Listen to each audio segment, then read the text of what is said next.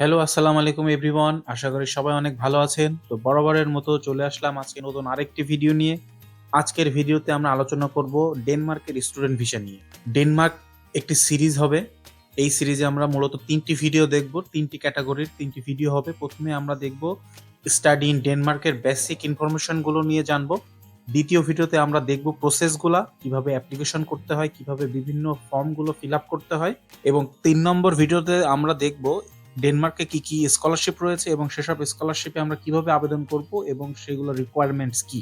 তো যারা আমার চ্যানেলে নতুন রয়েছেন অনুরোধ রইল সাবস্ক্রাইব করার, আর যারা অলরেডি সাবস্ক্রাইব করে আছেন থ্যাংক ইউ সো মাচ। যারা ফেসবুক থেকে আমার ভিডিওটি দেখছেন অনুরোধ রইল পেজটি ফলো করার। তো দেরি না করে চলে যাচ্ছি আজকের মূল ভিডিওতে।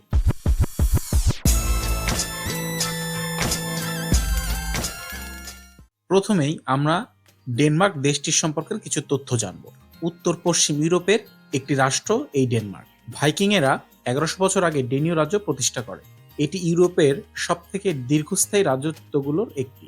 ডেনমার্ক ধনী এবং অত্যন্ত আধুনিক একটি দেশ। এখানকার নাগরিকেরা ইউরোপের সবচেয়ে উচ্চ জীবনযাত্রার মানগুলোর একটি উপভোগ করেন। ডেনীয়রা তাদের সীমিত প্রাকৃতিক সম্পদের সদ্ব্যবহারে চাতুর্য এবং দক্ষতার পরিচয় দিয়েছে। এটি ইউরোপের সবচেয়ে প্রাচীন এবং ব্যাপক সমাজ কল্যাণমূলক রাষ্ট্রগুলোর একটি। ফ্যাশন, শিল্প কারখানা, ডিজাইন, চলচ্চিত্র ও সাহিত্যে ডেনীয়রা কিন্তু গুরুত্বপূর্ণ ভূমিকা রেখেছে। দেশটির রাজধানীর নাম হচ্ছে কোপেনহেগেন। অফিসিয়াল ল্যাঙ্গুয়েজ হচ্ছে ড্যানিশ। বর্তমানে ইন্টারন্যাশনাল স্টুডেন্টের সংখ্যা রয়েছে প্রায় ৩৪,০০০। পপুলেশন ২০২১ সালের তথ্য অনুযায়ী দেশটির পপুলেশন হচ্ছে 5.857 million. Average accommodation for international student, গড়ে একটা ইন্টারন্যাশনাল স্টুডেন্টের অ্যাকোমোডেশন কস্ট ৫০০ থেকে ৮০০ ইউরো হয়ে থাকে। চলে যাচ্ছি পরবর্তী স্লাইডে। আমরা এখন ডেনমার্কের কিছু পজিটিভ সাইড এবং নেগেটিভ সাইড দেখব। তো চলুন দেখি কি কি পজিটিভ সাইড রয়েছে।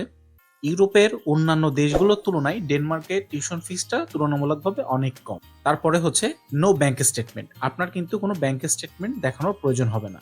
নো ব্লক অ্যাকাউন্ট, আপনার কোনো ব্লক অ্যাকাউন্টে টাকাও সেন্ড করতে হবে। তারপরে হচ্ছে spouse can apply and work full time. USA তে যেমন স্পাউসরা কিন্তু কাজ করার সুবিধা পায় না, কিন্তু ডেনমার্কে কিন্তু স্পাউসরা সেখানে ফুল টাইম কাজ করার সুবিধা পাচ্ছেন। সুতরাং যারা স্পাউস নিয়ে যাবেন তাদের জন্য কিন্তু একটা খুবই পজিটিভ সাইড। স্কলারশিপস আর অ্যাভেলেবল, ডেনমার্কে অনেক স্কলারশিপ রয়েছে। ডেনমার্কের জব অপরচুনিটিস বর্তমানে বেশ ভালো রয়েছে। ডেনমার্কের 97% মানুষই কিন্তু ইংলিশে কথা বলতে স্বাচ্ছন্দ্য বোধ করে। সুতরাং আপনার ড্যানিশ ল্যাঙ্গুয়েজটা জানা এখানে ম্যান্ডেটরি না, তবে যদি জানা থাকে সেটা আপনার জন্য অবশ্যই একটা পজিটিভ সাইড। তারপরে দেখি এখানে কনস কি কি রয়েছে। লং পিয়ার প্রসেস, ডেনমার্কের পিয়ার প্রসেসটা কিন্তু একটু লেন্দি। ল্যাঙ্গুয়েজ ব্যারিয়ার, কিছু কিছু ক্ষেত্রে আপনার এই ল্যাঙ্গুয়েজটা ব্যারিয়ার হতে পারে। তারপর হচ্ছে এখানে কিন্তু আপনাকে পড়াশোনা করতে, আপনি ভালো পড়াশোনা করলে ভালো গ্রেড পাবেন। আর ডেনমার্ক কিন্তু একটি এক্সপেন্সিভ কান্ট্রি, সুতরাং এখানে যা কিছু আছে সবকিছু একটু এক্সপেন্সিভ। চলে যাচ্ছি পরবর্তী স্লাইডে। তো এখন আমরা দেখি programs and Intex in Finland. অন্যান্য কান্ট্রির মতো এখানেও আপনারা ব্যাচেলর, মাস্টার্স এবং পিএইচডি এই তিনটি ক্যাটাগরিতেই কিন্তু আপনারা আবেদন করতে পারছেন। ইনটেক, উইন্টার এবং সামার ইনটেক রয়েছে। ফেব্রুয়ারি ইনটেকটার জন্য আপনাদের আবেদন করতে হবে জুলাই থেকে অক্টোবরের মধ্যে, এবং সেপ্টেম্বর ইনটেকের জন্য আবেদন শুরু হবে নভেম্বর থেকে জানুয়ারি। চলে যাচ্ছি পরবর্তী স্লাইডে। তো এখন আমরা দেখি স্টুডেন্ট ভিসাতে ডেনমার্কে আবেদন করতে হলে আমাদের কি কি ডকুমেন্টসের প্রয়োজন হবে পাসপোর্টের। অবশ্যই খেয়াল রাখবেন যেন পাসপোর্টটির মেয়াদ অ্যাটলিস্ট ৬ থেকে ১২ মাসের হয়ে থাকে। প্রয়োজন হবে এনআইডি কপির। তারপরে প্রয়োজন হবে ফটোগ্রাফস ইউরো ফরম্যাট। তারপরে হচ্ছে all academic marksheet and certificate. প্রত্যেকটা ডকুমেন্টস গুলাই কিন্তু আপনাকে নিজস্ব এডুকেশন বোর্ড থেকে, দেন এডুকেশন মিনিস্ট্রি থেকে, এবং তারপরে ফরেন মিনিস্ট্রি থেকে অ্যাটেস্টেশন। আর যারা মাস্টার্সে আবেদন করবেন, ব্যাচেলার্স কমপ্লিট করা রয়েছে, ব্যাচেলার সার্টিফিকেটটা আপনারা কিন্তু নিজ নিজ ইউনিভার্সিটি থেকে অ্যাটেস্টেশন করাবেন। আর এখানেও কিন্তু ১৩ বছরের এডুকেশনাল এক্সপিরিয়েন্সের প্রয়োজন হবে। সুতরাং এইচএসসি এর পরে একটি বছর আপনাকে যে কোনো ইউনিভার্সিটিতে অ্যাডমিশন নিতে হবে, এবং আফটার 1 ইয়ার বা হচ্ছে 30 ক্রেডিটস কমপ্লিট হলে আপনারা কিন্তু এই ডেনমার্কি স্টুডেন্ট ভিসাতে আবেদন করতে পারছেন। আর যারা কিনা এভাবে আবেদন না করে ডিরেক্ট সরাসরি এইচএস এর পরে আবেদন করতে চান, সেক্ষেত্রে আপনারা যদি কোপেনহেগেন বিজনেস কলেজ বা ইন্টারন্যাশনাল বিজনেস একাডেমি, এই দুটো প্রাইভেট ইউনিভার্সিটি রয়েছে, এখানে কিন্তু আপনারা ডিরেক্ট এইচএসসি এর পরে আবেদন করতে পারছেন। তবে যেহেতু প্রাইভেট ইউনিভার্সিটি, সেহেতু কিন্তু এখানে টিউশন ফিসটাও তুলনামূলকভাবে একটু বেশি হবে। আর পাবলিক ইউনিভার্সিটিতে টিউশন ফিস যেখানে কম, সেক্ষেত্রে আবেদন করার জন্য কিন্তু আপনাকে ১৩ বছরের এডুকেশনাল এক্সপিরিয়েন্সটা অর্জন করতে। আইএলটিএস এর জন্য স্কোর প্রয়োজন হবে 6.5। এটা হোক ব্যাচেলর বা হোক মাস্টার্স বা পিএইচডি, সকল ধরনের অ্যাপ্লিকেন্টের জন্য এখানে আইএলটিএস এর প্রয়োজন হবে 6.5, নো ব্যান্ড লেস দেন 6। কিছু কিছু ইউনিভার্সিটি টোফেল এবং পিটি অ্যাকসেপ্ট করে। আপনারা ইউনিভার্সিটিগুলোর ওয়েবসাইট ভিজিট করে কিন্তু এই তথ্যটা দেখে নিতে পারছেন। প্রয়োজন হবে একটি সিভির, যেটা হতে হবে ইউরোপাস। যাদের ইউরোপাস সিভি সম্পর্কের আইডিয়া নেই, আমার চ্যানেলে ইউরোপাস সিভি কিভাবে বানাবেন সেটার একটি ভিডিও রয়েছে, আই বাটনে আপনারা লিঙ্কটি দেখতে পাচ্ছেন, বা আমার চ্যানেলে ভিজিট করে কিন্তু এই ইউরোপাস সিভিটি কিভাবে বানাবেন সেটার ভিডিওটা দেখে নিতে পারছেন। প্রয়োজন হবে একটি এসওপি এর, স্টেটমেন্ট অফ পারপাস বা মোটিভেশন লেটার। অবশ্যই এটা হচ্ছে কারো থেকে কপি করবেন না, আপনার নিজের তথ্য অনুযায়ী কিন্তু এই এসওপিটা রেডি করুন। চলে যাচ্ছে পরবর্তী স্লাইডে। এখন আমরা দেখি ডেনমার্ক স্টুডেন্ট ভিসার জন্য আমাদের কেমন কস্টিং আসতে পারে। অ্যাপ্লিকেশন ফিজ 70 থেকে 160 ড্যানিশ করোনা, এটা কিন্তু রিকভারেবল। তারপরে রয়েছে টিউশন ফিজ 7,000 থেকে 15,000 ইউরো পার ইয়ার, এটা ডিপেন্ড আপনার ইউনিভার্সিটি এবং সাবজেক্ট চয়েসের উপরে। আর আপনারা যখন টিউশন ফিসটি প্রদান করবেন, এক্ষেত্রে আপনাকে কিন্তু মাত্র এক সেমিস্টারের টিউশন ফিসটাই ইউনিভার্সিটিকে দিতে হবে। ইউনিভার্সিটি আপনাকে তাদের ব্যাংক ডিটেলসটা পাঠাবে, সেই ব্যাংক ডিটেলস সেমিস্টার ফিটা পাঠাবে। তো জাস্ট এই টিউশন ফিসটা পাঠালেই কিন্তু হয়ে যাচ্ছে, আপনাকে আলাদা করে কোনো ব্লক মানি বা আপনার ব্যাংক স্টেটমেন্টের কিন্তু এখানে প্রয়োজন হবে না। আপনারা যখন এই টিউশন ফিসটা পাঠাবেন, সেই টিউশন ফিস থেকে কিন্তু আপনাদের এই অ্যাপ্লিকেশন ফিস যেটা থাকবে সেটা কিন্তু মাইনাস করা হবে। তারপরে প্রয়োজন হবে এমবিসি ফিস, যেটা বর্তমানে রয়েছে 1700 ড্যানিশ করোনা। তারপরে প্রয়োজন হবে ব্যাংক স্টেটমেন্ট। ব্যাংক স্টেটমেন্ট তখনই প্রয়োজন হবে যখন আপনার সাথে আপনার স্পাউস অ্যাপ্লাই করে। এক্ষেত্রে যদি আপনি আপনার ওয়াইফ সহ অ্যাপ্লাই করেন বা হাজবেন্ড সহ অ্যাপ্লাই করেন, সেক্ষেত্রে 13 থেকে 15 লাখ টাকার মতো আপনাকে একটা ব্যাংক স্টেটমেন্ট দেখাইতে হবে। ভিএফএস ফি, বর্তমানে ডেনমার্কের ভিএফএস ফি রয়েছে 2495 টাকা। এটাও কিন্তু ভ্যারি করে, আপনারা ওয়েবসাইটটি ভিজিট করে এখনকার প্রাইসটা দেখে নেবেন। তারপরে হচ্ছে এয়ার টিকিট। বর্তমানে ঢাকা থেকে কোপেনহেগেনের ফ্লাইট টিকিটের প্রাইস রয়েছে 55,000 থেকে 80,000। আপনারা আপনাদের ট্রাভেল ডেট থেকে যত পূর্বে টিকিটটি ক্রয় করবেন, আপনাদের এই প্রাইসটি কম আসবে, এবং যত ট্রাভেল ডেটের কাছে টিকিট কাটবেন ততই কিন্তু আপনাদের এই প্রাইসটা হাই হবে। তারপরে হচ্ছে শপিং কস্ট, এটা যার যার নিজস্ব একটা কস্ট, সুতরাং এটা ভ্যারি করে। চলে যাচ্ছে পরবর্তী স্লাইডে। এখন আমরা দেখি যে ডেনমার্কের স্টুডেন্ট ভিসার জন্য আমাদের কি কি ডকুমেন্টস গুলো সাজাতে হবে। পূর্ববর্তী স্লাইডে যে ডকুমেন্টস গুলো নিয়ে আমি আলোচনা করেছি সেটা ছিল হচ্ছে আপনি যখন ইউনিভার্সিটিতে আবেদন করবেন সেই ইউনিভার্সিটি রিকোয়ারমেন্ট। এখন আমরা দেখবো যে আমাদের ভিসার জন্য কি কি প্রয়োজন হবে। প্রথমে প্রয়োজন হবে হচ্ছে আপনার পাসপোর্টের, আর পাসপোর্টটি অবশ্যই ফার্স্ট পেজ থেকে লাস্ট পেজ পর্যন্ত যত পেজ রয়েছে প্রত্যেকটা পেজই কিন্তু আপনাকে স্ক্যান করে প্রিন্ট করতে। তারপর হচ্ছে আপনার সকল একাডেমিক ডকুমেন্ট, অবশ্যই অ্যাটেস্টেশন করা ডকুমেন্টস গুলো। দেন হচ্ছে ইউনিভার্সিটি থেকে যে আপনার ফাইনাল অফার লেটার আসবে সেটা। দেন হচ্ছে আপনি যে ইউনিভার্সিটিকে টিউশন ফিস দিয়েছেন সেই টিউশন ফিস পেমেন্টের রিসিপ্টটা। তারপর হচ্ছে আপনার IELTS certificate, job experience certificate যদি থেকে থাকে। দেন হচ্ছে সিভি। তারপর হচ্ছে ইসিএ, ইসিটা হচ্ছে এক্সট্রা কারিকুলার অ্যাক্টিভিটি যদি আপনার থেকে থাকে সেক্ষেত্রে আপনি সেই সার্টিফিকেটটাও কিন্তু আপনি এখানে দেখাতে পারেন। তারপর হচ্ছে এসওপি, স্টেটমেন্ট অফ পারপাস। দেন হচ্ছে এসটি অন ফর্ম। তারপর হচ্ছে কেস অর্ডার। দেন হচ্ছে sound declaration form, AMF on for spouse. আর হচ্ছে এই পর্যন্ত আপনি যত পেমেন্ট করবেন প্রত্যেকটা রিসিপ্ট, প্রত্যেকটা ডকুমেন্টসে কিন্তু আপনাকে A4 পেপারে প্রিন্ট করতে হবে। প্রত্যেকটা পেপারের সাইজ যাতে এক হয়, আর বাকি রিসিপ্ট গুলো থাকবে সেগুলো আলাদা।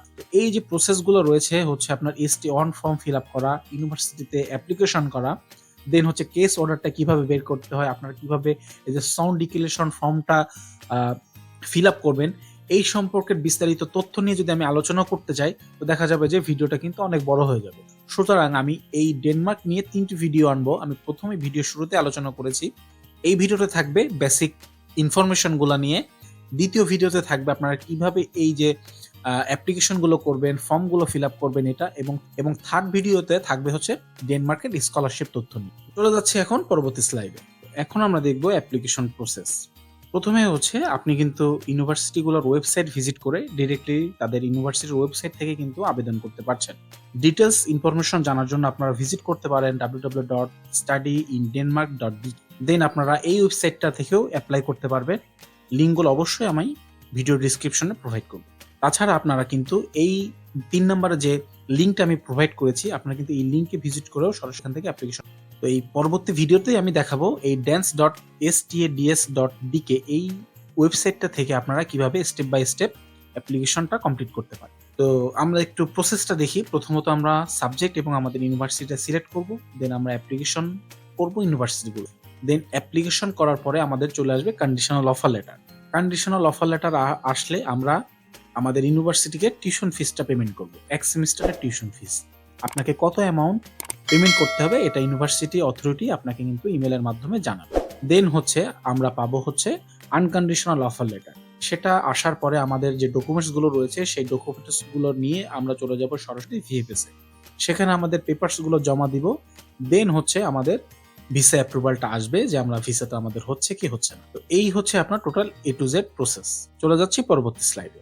এখন আমরা দেখি ডেনমার্কে পার্ট টাইম জবের সুবিধা কেমন রয়েছে বা কি জব আমরা। প্রথমতই হচ্ছে অন্যান্য কান্ট্রির মধ্যে আপনারা এখানে উইকে 30 ঘন্টা কাজ করার সুবিধা পাচ্ছেন, আর স্পাউসরা কিন্তু এখানে ফুল টাইম কাজ করার সুযোগ পেয়ে যাচ্ছে। সুতরাং যারা স্পাউস নিয়ে যাবেন তাদের জন্য কিন্তু একটা পজিটিভ সাইড, আপনারা কিন্তু বেশ ভালো পাচ্ছেন পড়াশোনার পাশাপাশি। তারপরে হচ্ছে স্টুডেন্টরা কিন্তু এখানে restaurant, hotel, cleaning, super shop, food delivery সহ আরো বিভিন্ন কোম্পানিতে কিন্তু তারা পার্ট টাইম কাজ করার সুবিধা পেয়ে থাকে। Average income per hour as an international student আপনারা কিন্তু 10 থেকে 14 ইউরো পর্যন্ত পার আওয়ারে ইনকাম করতে পারছেন। এটা ডিপেন্ড করছে আপনার জব ক্যাটাগরি এবং আপনার এক্সপিরিয়েন্সের উপরে। যদি আপনার এক্সপিরিয়েন্স বেশি থাকে কিন্তু আপনি আরো বেশি আর্ন করতে পারছেন। স্টুডেন্টরা কিন্তু হলিডেজ গুলোতে এবং সেমিস্টার ব্রেক গুলোতে তারা ফুল টাইম কাজ করার সুবিধা পেয়ে যায়। তো চলে যাচ্ছি পরবর্তী স্লাইডে। এখন আমরা দেখি ডেনমার্কের পপুলার কিছু ইউনিভার্সিটির সম্পর্কে। প্রথমেই হচ্ছে Aalborg university, then technical university of Denmark, then university of southern Denmark, then রয়েছে আরহাউস ইউনিভার্সিটি, দেন হচ্ছে ইউনিভার্সিটি অফ কোপেনহেগেন। আপনারা এই ইউনিভার্সিটিগুলোর জাস্ট গুগলে টাইপ করলে তাদের লিঙ্ক চলে আসবে। আপনারা তাদের ওয়েবসাইট ভিজিট করে তাদের রিকোয়ারমেন্টস বা তাদের টিউশন ফিস সম্পর্কেও কিন্তু ধারণা করতে পারছেন। আপনি চাইলে সেই ইউনিভার্সিটির ওয়েবসাইট থেকেও সেখান থেকে সরাসরি কিন্তু আবেদনও করতে পারেন। চলে যাচ্ছি পরবর্তী স্লাইডে। এখন আমরা দেখি ফ্রিকুয়েন্টলি আস্কড কোশ্চেনগুলা। Can I apply with spouse? Yes, আপনি স্পাউস সহ আবেদন করতে পারছেন।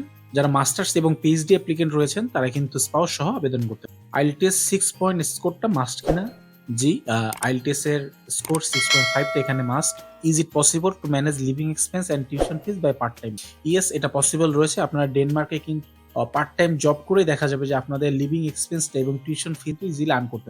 এমন অনেক এক্সাম্পল রয়েছে। ইভেন আমার একটা ফ্রেন্ডও রয়েছে, সে কিন্তু তার মাসিক 1,20,000 টাকার মতো তার শুধু নিজের খরচ, সেই তার নিজের খরচটা চালিয়েও কিন্তু দেখা যাচ্ছে যে তার টিউশন ফিসটাও কিন্তু এই তার পার্ট টাইম জব করেই কিন্তু ম্যানেজ করে ফেলে। সুতরাং এটা পসিবল। আর আপনি যদি একটা স্কলারশিপ পেয়ে যান সেক্ষেত্রে আপনার জন্য আরো ইজি হবে। সাথে যদি আপনার স্পাউস, সেক্ষেত্রে দেখা যাবে যে আপনারা কিন্তু কিছু টাকা সেভিংসও করতে পারেন। তারপরের প্রশ্ন রয়েছে, is study gap accepted in Denmark? Yes, Denmark study gap accepted ব্যাচেলার্সের জন্য আপ টু 3 ইয়ার্স। আর যারা মাস্টার্স বা পিএইচডি অ্যাপ্লিকেন্ট রয়েছেন আপনারা যদি আপনাদের জব এক্সপিরিয়েন্স সার্টিফিকেটটা দেখাতে পারেন সেক্ষেত্রে আপনারা আপ টু 7 ইয়ার্স পর্যন্ত স্টাডি গ্যাপ নিয়েও কিন্তু আবেদন করতে পারছেন। আর তারপরে রয়েছে যে পিআর এর প্রসেসটা কি। ডেনমার্কের পিআর এর প্রসেসটা একটু লেন্দি। আপনাকে বেশ কিছুটা সময় কিন্তু ডেনমার্কে কাটাতে হবে। আপনার গ্রাজুয়েশন শেষ করবেন, দেন সেখানে আপনি 2 বছরের জন্য একটা ওয়ার্ক পারমিট পাবেন। দেন আপনি যখন একটা পার্মানেন্ট জব পাবেন, যখন আপনার সেখানকার রেসিডেন্সিয়াল পারমিট থাকবে এবং আপনার একটা হ্যান্ডসাম অ্যামাউন্ট আপনি আর্ন করতে পারবেন, তখনই কিন্তু আপনি পিআর এর জন্য আবেদন করতে পারবেন। দেন হচ্ছে, is it very difficult to face visa interview? আসলে ভিসা ইন্টারভিউটা এখানে খুবই বেসিক।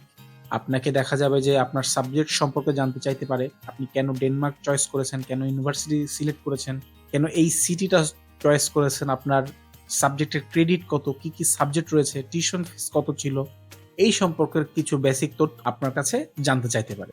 আর পাবলিক ইউনিভার্সিটিগুলোতে অনেক সময় ইন্টারভিউ হয়, এক্ষেত্রেও এই সেম ক্যাটাগরির কোশ্চেনই কিন্তু তারা আপনার কাছ থেকে জানতে চাইবে। এইগুলো কিন্তু তারা জুম মিটিং এ বা স্কাইপের মাধ্যমে আপনাকে ইন্টারভিউটা নিতে পারে। তো এটার জন্য কিন্তু আপনাকে প্রস্তুত থাকতে হবে। দেন হচ্ছে, is it necessary to learn Danish language? আসলে শুরুতেই ড্যানিশ ল্যাঙ্গুয়েজ জানাটার প্রয়োজন নয়। আপনি যখন সেখানে যে পড়াশোনা করবেন আপনি দেখা যাবে যে অনেক সময় আস্তে আস্তে ভাষাটা আপনার আয়ত্ত চলে আসবে। তবে যদি আপনার জানা থাকে অবশ্যই আপনার জন্য একটা প্লাস পয়েন্ট। তো এই ছিল আজকের ভিডিও। আশা করি ভিডিওটি আপনাদের অনেক উপকারে আসবে। ভিডিওটি ভালো লেগে থাকলে অবশ্যই লাইক করবেন, আপনাদের মাঝে শেয়ার করবেন। কোনো কোশ্চেন থাকলে অবশ্যই কমেন্ট সেকশনে জানাবেন। আর খুব শীঘ্রই ভিডিওটির দ্বিতীয় পার্ট আসছে এবং দ্বিতীয় পার্টে কিন্তু আমি টোটাল অ্যাপ্লিকেশন প্রসিডিউরটা সম্পর্কে স্টেপ বাই স্টেপ গাইড প্রদান করব। সুতরাং অবশ্যই আপনারা সাবস্ক্রাইব করবেন এবং চ্যানেলের বেল বাটন আইকনে ক্লিক করে রাখবেন যাতে ভিডিওটি আসার সাথে সাথে আপনি ভিডিওটি দেখে নিতে পারেন। তো পরবর্তীতে দেখা হবে নতুন আরেকটি ভিডিও নিয়ে। ততক্ষণ পর্যন্ত সবার সুস্বাস্থ্য কামনা করে শেষ করছি আজকের ভিডিও। আসসালামু আলাইকুম।